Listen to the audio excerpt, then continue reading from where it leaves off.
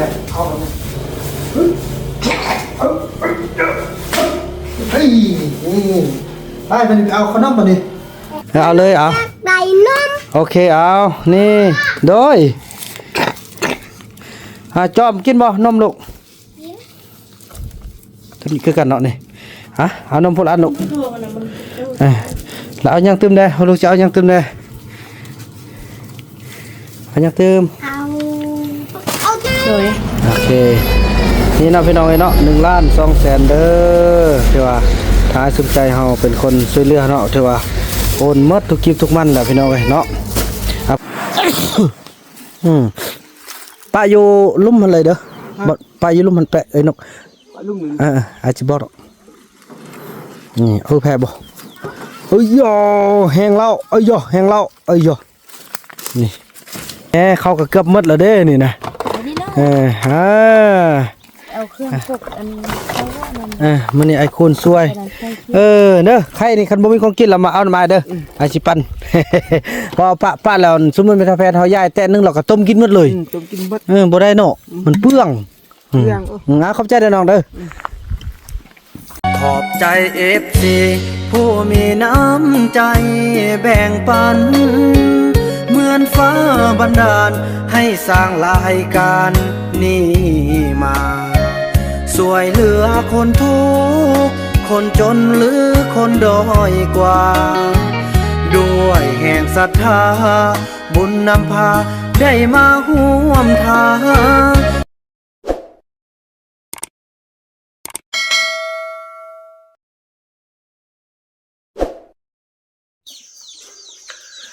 สบายดี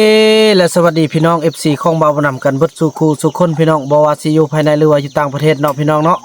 ก็ยินดีต้อนรับทุกท่านเข้าสู่รายการของบ่าวนำคลิปนี้ก็เป็นคลิปที่บ่าวนำได้เป็นสะพานบุญให้ทางผู้ใหญ่ใจดีอีกแล้วพี่น้องเนาะขอบคุณทางผู้ใหญ่ใจดีที่บ่ทิมเนาะที่ยำได้กันยังเบิ่งยังแย่งพี่น้องพอต้องเรื่องเฮาพี่น้องเอ้ยถือว่าท่านนี้เพิ่นก็เคยช่วยมาแล้วมาตลอดเลยพี่น้องเนาะก็คือมหาเศรษฐีใจบุญใหญ่นั่นก็คือพี่น้องขอบคุณทางอ้ายสมใจพรหมลีเนาะFC ทางนครราชวิจันทร์พี่น้องเอ้ยทางคนและทางบ้านพลสวรรค์เนาะพี่น้องหรือว่าบ้านพลไสสมบูรณ์เนาะพี่น้องอยู่ทางนครราชวิจันทร์แต่ว่าตอนนี้เพิ่นไปเฮ็ดธุรกิจอยู่ทางสามเหลี่ยมทองคำเนาะก็คือทางแขวงบ่อแก้วพี่น้องเนาะเพิ่นก็เป็นมหาเศรษฐีใจบุญผู้ที่เบาบ่นำพาไปยามเพิ่นแหละพี่น้องเพิ่นก็ต้อนรับกับสู้เนาะเพิ่นเอารถอย่างก็พี่น้องรถลู่ให้ทางเซาลีขี่พี่น้องเอ้ยก็ถือว่าเบาบ่นำกะมีบุญกุศลนำเซาลีได้ไปนั่งรถลู่ของเพิ่นเนาะพี่น้องเนาะก็ถือว่ามื้อนี้พี่น้องเพิ่นก็ยังติดต่อหาเบาบ่นำแล้วเห็นความจำเป็นเนาะเพิ่นว่าบ่าวนำอยู่ทางบ้านพ่อต้องเรืองเฮาคัดยังแดเนาะบ่าวนำก็ก็มีแต่ตอนนี้จำเป็นที่สุดก็คือข้าวกินเนาะฉะนั้นพี่น้องเอ้ยเพิ่นก็เมตตาพี่น้องเพิ่นก็ช่วยเข้าจำนวน1เป่า50โลเนาะเป็นเงินราคาเงินนั้นก็เป่า1อยู่750,000แล้วตอนนี้พี่น้องเนาะแล้วเพิ่นก็ส่งมาจำนวน1,200,000กีบพี่น้องขอบคุณนำทางอายหลายๆเนาะเพิ่นกะโอ้ยพี่น้องเอ้ยเพิ่นส่งมาเป็นที่เรียบร้อยแล้วเนาะนี่จำนวน1,200,000กีบนี่พี่น้องเนาะคือดังที่บ่าวบ่นำใดเอาขึ้นหน้าจอเนาะนี่1,200,000กีบนี่เนาะพี่น้องเอ้ยส่วน1,200,000กีบนี้เพิ่นให้ไปซื้อข้าวจำนวน1กิโลแล้วเลือกจากนั้นมันให้ไปซื้อของอยู่ของกินให้พอต้องเรื่องตามที่บ่าวบุญนำอยากซื้อเนาะบ่าวบุญนำก็จะพาลูกๆเพิ่นไปซื้อพี่น้องเอ้ยมื้อนี้พิเศษก็มีผู้บ่าวของเซาลีเนาะตอนนี้ร่วมกันเป็นผู้บ่าวพี่น้องเอ้ยเนาะเพิ่นก็มานำพี่น้องบ่าวบุญนำก็สิได้ให้เพิ่นไปเอารถอยู่เฮือนพ่อเฒ่าเนาะมาไว้ให้ได้เพราะว่าพ่อเฒ่าขี่รถคันนี้มานี่สบายอีหยังก็พี่น้องน้ำมันหมดแล้วเพิ่นก็ได้ใส่รถบ่าวบุญนำกลับไปเนาะเพิ่นก็บ่มีเวลาที่มาได้มีเวียกซั่นก็จะได้เอาให้เพิ่นไปนำพี่น้องเอ้ยเนาะไปซื้อของอยู่ของกินไปนำเพิ่นเห็นว่าพอตรงเรื่องเฮามีผู้ที่สนับสนุนแล้วก็เบิ่งแย่งไปตลอดพี่น้องเนาะจังซั่นแหละพี่น้อง บ่าวบุญนำในนามผู้รับเนาะและเป็นสะพานบุญให้ทางพี่น้องภาคตองเรืองก็ขอขอบอกขอบใจแทนพี่น้องภาคตองเรืองจำนวน19ชีวิตที่จะได้กินข้าวทุกเม็ดที่อายสมใจพรหมลีพร้อมด้วยเอื้อยพร้อมด้วยครอบครัวเนาะที่ว่าส่งมาที่ว่าได้รับเนาะก็ขอ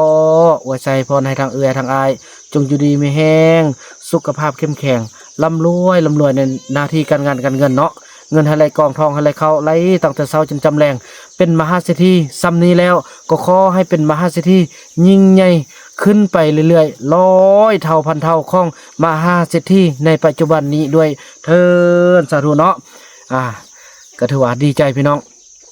เพิ่นเฮ็ดธุรกิจการงานการเงินก็ขอให้เลื่อนไหลเนาะก็ให้รับลื่นก็ให้อย่าเจ็บอย่าเป็น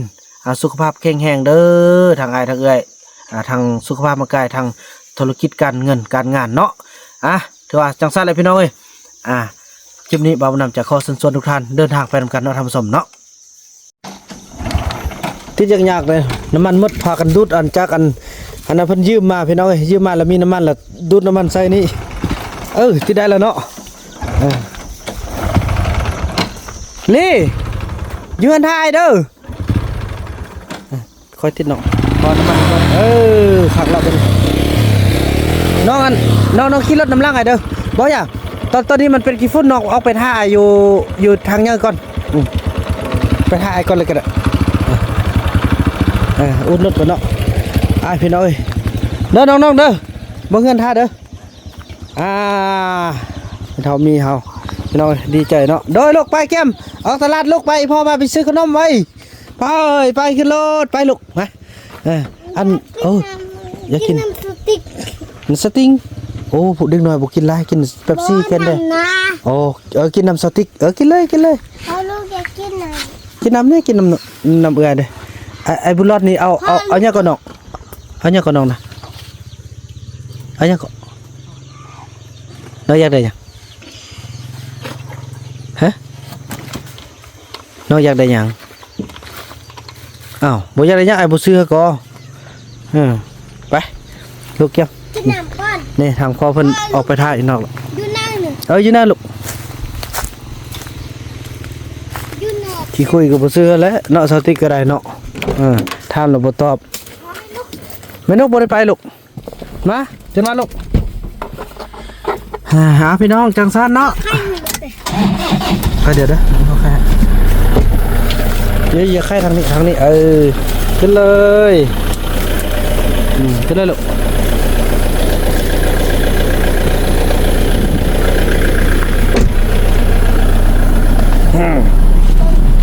ไม่นกบ่ไปแท้จริงซาวติกนี่อยากได้อันบ่ไปลูกซาวติกนี่อยากได้เพิ่นเพิดเด้แต่ว่าเฮ็ดน้ำแบบนี้แล้วก็บ่ซื้อแล้วพี่น้องเอ้ยเนาะถามก็บ่ตอบเฮ็ดขี้คุยก็บ่เป็นหยังเนาะได้ซื้อบักเกียงซื้อมาเกี่ยงโอเคได้ซื้อขนมแดงซื้อขนมแดงซื้อปลาหมึกแดงโอเคได้กุ้งแดงนะเดี๋ยวต่อไปพ่อสิซื้อให้จังซั่นพี่น้องเนาะเดินทางพบกันต่อไปเนาะตอนนี้เราก็มาฮอดพี่แล้วพี่น้องเอ้ยเนาะ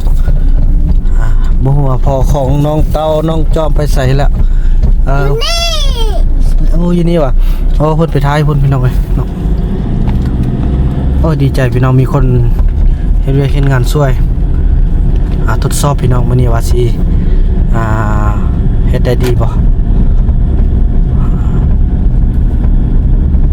ยู่หันทานึงอยู่หันทาวันนี้เราละเด้เนาะ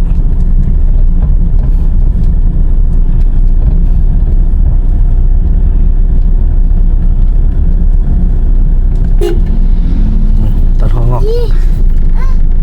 เพิ่นนั้นลูกเพิ่นขี่รถจักรน้ำลังเฮาสิได้เอาอันไหนเพิ่นขี่รถน้ำลังเนาะ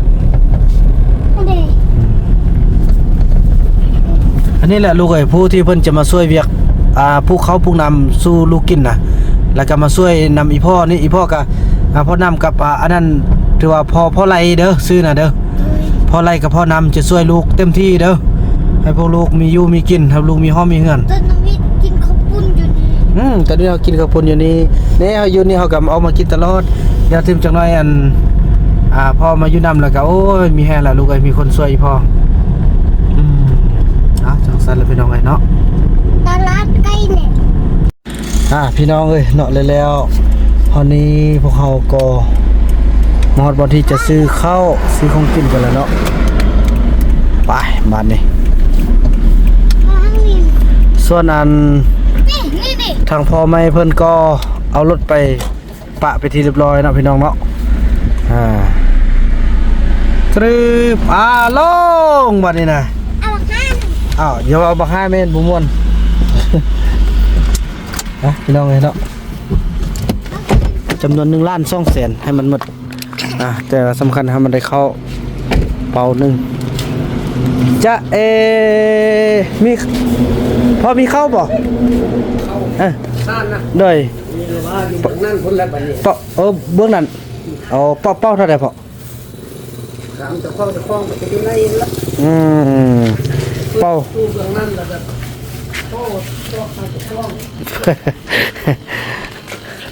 ยี่มาเหอะมา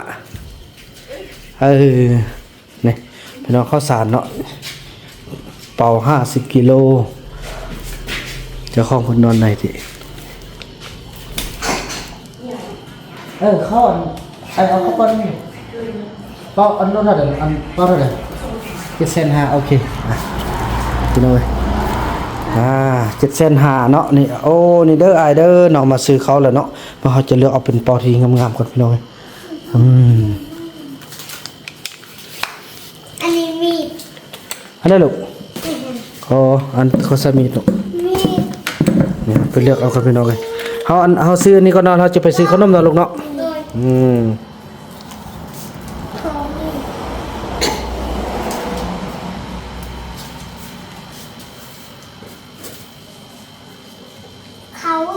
เลยเขาเสื้อผู้รู้เนี่ยนี่ทางพ่อใหญ่สมใจเพิ่นเป็นคนช่วยลูกเลยเป็นการงานเลยลูกงานดีกว่าเลยปล่อยตัวนี้คนละตึ้งนะอันนี้ห้าก็แค่นั้นเนาะโอเคเกี่ยวเลยไอ้ของมาก่อนโอเคเสียบเสียบลูกพี่น้องเสียบบ่ไม่เชื่อดอกคนนี้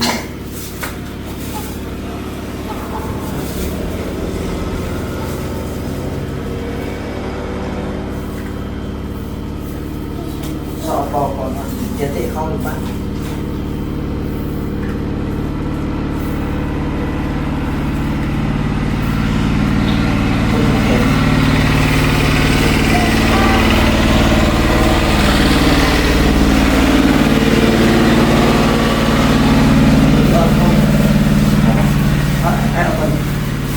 ที่เลือกเข้าเป็นบีบเบิ้งกันมันติดมือหรอคนก็บุ้งไปคันบีบบ้างมันบดติดมืออันนี้อย่าไปติดปันใดมั้ยบดติดปันใดอย่างนี้ตัวนี้เนี่ยอ่อนห้องนี้เลยก็แบบเข้ามาเฮ้ยไปมันเอาขนมมาดิไปเอาทางนี้ก่อนหน่อยไปหน่อยเอาขนมเนาะเอวจนลั่นกรุบกราบเลย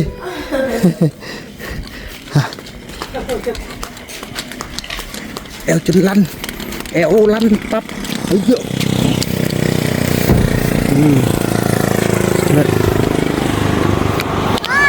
ด้วยลูกไปเอาโทรศัพท์ให้พ่อนิดนึงเดี๋ยวเยอะย่องยี่ตังมาบัดนี้พวกลูกจะเอายังบัดนี้ยังเหลืออยู่เอาเฮ้ยยาเอเทนไปพักกันเลือกเอาอันนี้เป็นโดยลูกเห็นบ่อยู่ตั้งนะลูกตั้งสีเขียวนะโทรศัพท์นะเอาเลือกเอาเด้อแล้วมาเซ็กบินเด้อลูกเด้อพี่น้องนมลูกจะได้นมเนอะเอาเลยเอาได้นมโอเคเอานี่โดยจอมกินบ่นมลูก ก็นี่คือกันเนาะนี่ฮะเอานมพลอันลูก ทั่วมันน่ะมัน แล้วเอายังตึมได้ลูกจะเอายังตึมได้เอายังตึม เอาติดตัวเอาเถอะ ดีโดเอาดีโดก็เอาให้นี่แหละคันอยู่บ้านเราได้กินคันอยู่ป่าเราบ่ได้กินนี่ป้าน้องอันนี้มันกาแฟเนอะ แม่ละว่าของเอียเขาเอิ้นหยัง อันนี้บ่เคยกินจักเทื่อ อันเขาโฆษณาแม่ง บ่เมาติ โอ้ เมาเด้กาแฟยังพี่น้องทดลองก่อนอย่าดีโดนะเอาซะเอาเป็นตัวเป็นแท็กเลยเอาไปปันกันเอาเนาะจะได้น้องดีโดจ่อกันตัวมันเป็นอันแท็กนี้ใช่ป่ะเนาะ หมดเขายังบ่มาส่งเครื่องกับมือ หมดแล้วลูกคันสั่นละเอาตัวนี้ไปบอกไปปันกันเอาเนาะสั่นมาปันกันลูกเฮ้มาบวกเลยซื้อเขาได้แล้วก็สิเอาไปประเภทเลี้ยงของไข่ปะนี่ไข่กับ ข้างในสร้างบุไรนี่เลยเนาะ ปั้นก่อนปั้นในสร้างกับมาให้เบียร์พี่น้องเนาะ 35คูณ3แสนกับ 5,000 อันนี้55แสน60แสน60บวกเขา7,500,000เอาแสนกับ 10,000 แสน10,000 เอาแสน 10,000 ลบล้าน2แสนที่เขาได้เนาะ ลบ ยังเขาได้ ล้าน2แสนยัง2แสนเก่า 2แสนเก่าเอาไข่มานี่ เขาจะใคร เอาไข่แต่เขาได้ 70 73 37 21 2แสนเก่าบ่แล้วเอาเพิ่นเพิดทงนึงบ่เพิ่นเพิดบ่ซั่นก็ยังเหลือเท่าใดก็ 2แสนเก่าเนาะ 2แสนเก่า 9แสน10บวก2แสน10เนี่ย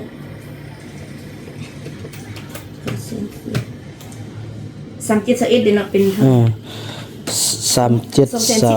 37 2แสน10วันนี้4ตังค์ที่เขาได้47 24 บวกอีก70ล้าน90,000เหลือ 10,000 เอาโอเคเอาตามนี้10,000ก็ เอาลงอี จะ กมัดไข่ เป็นซื้อยังพี่น้องเลยเนาะเดี๋ยวอันซื้อไข่ไปเดียว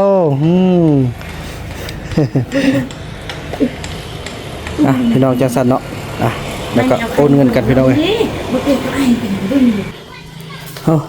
มาสองสับเห็นละพอดี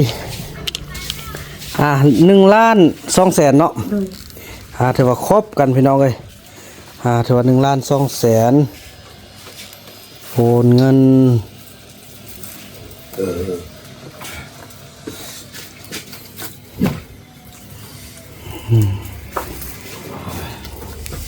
บ้าอยากกินข้าวนะข้าวมันกิน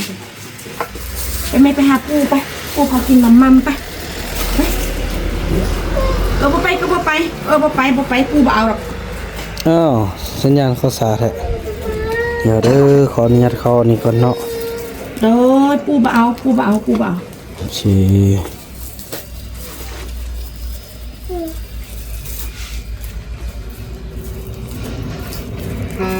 1,200,000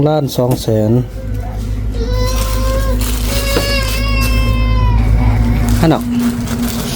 โดย โอเคนี่เนาะพี่น้องเนาะ1,200,000เด้อที่ว่า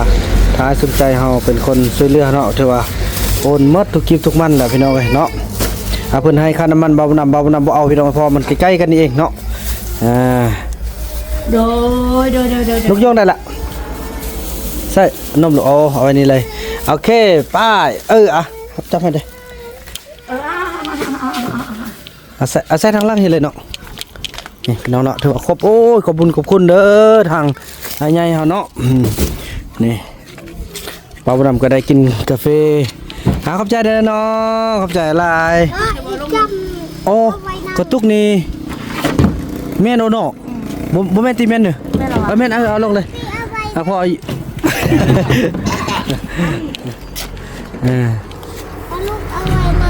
ลูกเอาไว้ไหนไปขึ้นเลย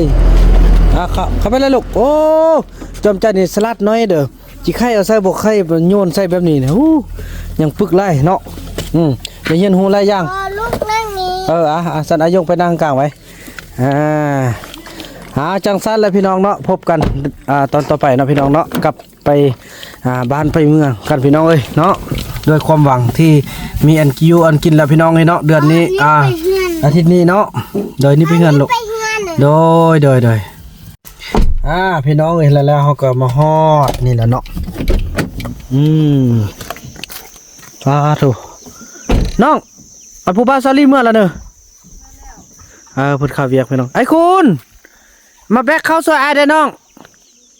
ไปแบกซอยไอ้ได้เพราะว่าเขาก็ได้มาฮอดมาถึงแล้วพี่น้องเอ้ยเนาะโอ้ไอ้บุญรอดนุ่งเครื่องได้ไหมไอ้บุญรอดมาเค็ดนั่นคือไม่ยังนี่น่ะให้มันนุ่งกระโปรงไว้พี่น้องเอ้ยมักแกเสื้อขนาดพี่น้องเอ้ยบ่ได้เด้เดี๋ยวนี้น่ะจะเอาไปอยู่บ่มอยู่เทิงก่อนเดี๋ยวนี้น่ะบุญรอดนี่บ่ได้เรื่องไว้น้องตะบ่นุ่งติบังสินุ่งเครื่องให้บุญรอดก่อนไอ้คนมายกอันนั้นไว้เอ้ยก็งามนะนี่โอ้อันนี้นี่เห็นแต่ละดงนะนี่นะมันเป็นมักจุดจ้อยปันนมปันยังกันไปเนาะแบกอันนั่นแบกเขาแบกเขากันโอ้ยพี่น้องเอ้ยเนาะบกขอบใจทำไอ้ใหญ่เฮาที่ว่านี่เนาะตอนนี้ใครนี่อาจจะไว้เฮือนไอเราแต่ละมื้อละอาจจะเอิ้นมาจ่ายกันเด้อไปป้าเรามีเท่าใดเขาต้มมดพี่น้องเอ้ย มีเท่าเพชรคือกันเนาะมีเท่าใดละนั่นเบิดเลย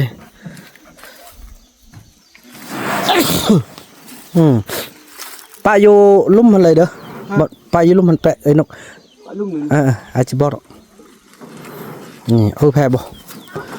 ย่อแห้งแล้วย่อแห้งแล้วย่อนี่